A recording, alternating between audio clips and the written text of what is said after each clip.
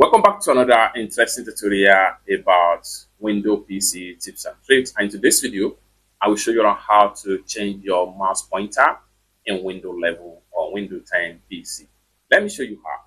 The very first thing you want to do is to navigate to your startup menu right here. Then go ahead and click on settings. The next thing you want to do is to go ahead and click on accessibility. Go ahead and click on mouse pointer and touch. Then you have the options right here. By default, I'm using this first one right here, which is white. So if I choose to be black, so you have it as black right here. You can come down below here also and increase the size of the mouse right here. The more you control this slider, the more the mouse is going to be more bigger, just like what you see right here.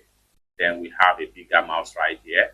So if you want to switch to inverted, so select on inverted, then you have the inverted options right here. That's like what you see right here.